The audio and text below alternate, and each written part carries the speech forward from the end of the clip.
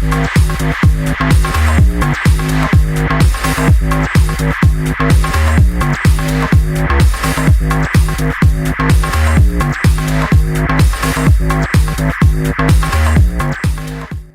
sure you actually Google the employer that you're going for the job for.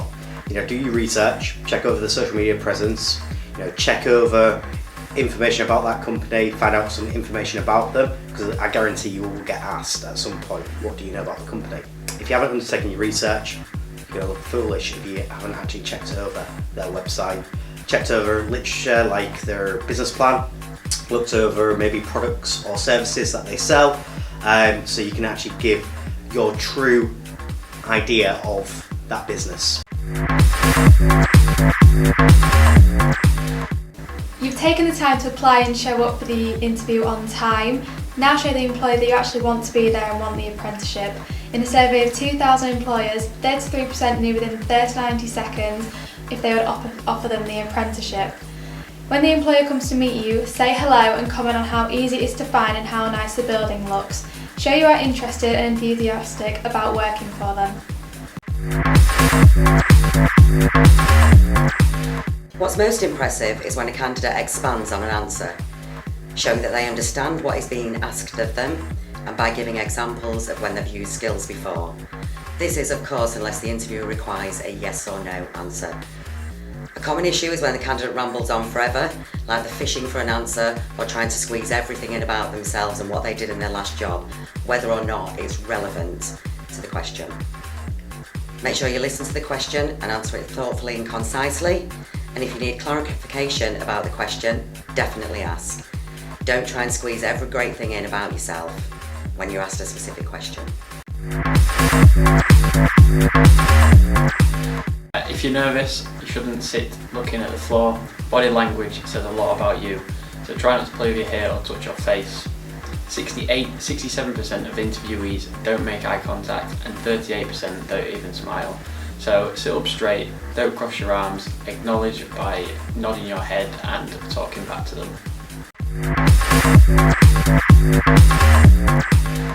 Your application form tells the employer lots of important information about you, but you need to explain why you're the best person for the job, what you can do for the business and the company, but you can't make up things about what you can't do. Not research transport, how will you know if you're going to get there on time? And you need to know if there's a stop close by, if it's a 20-minute walk. Because if you're not willing to walk, then the job might be for you. Some employers may change their hours of work to help you with transport if you impress them in the interview. So remember, you're not running from somewhere, you're running to somewhere. No employer wants you to think you're joining them just because you had a disagreement at work or at college, or that you're just even bored. Show that you're excited by the opportunity that the apprenticeship's going to give you, or even the organisation that you're going to be working for. Also, if you speak negative about somebody, how do you know they're not good friends with the person that's interviewing you? Don't turn up in jeans, tracksuits, joggers, unkempt hair or a dirty t-shirt. It's not what the employer would expect you to wear or look like for work. If you can't make the effort for the interview or set a good first impression, the employer will think you're not interested and you won't make the effort for work. Lots of people never actually ask any questions whilst in an interview. An apprenticeship interview not only enables the employer to assess your skills and suitability, but also enables the interviewee to assess if the company is a good employer and someone they would like to work for. At least ask something about what you'll be doing and who you'll be working with. Apprenticeship adverts don't give all the information about what an actual day in the job is like. Swearing must be avoided.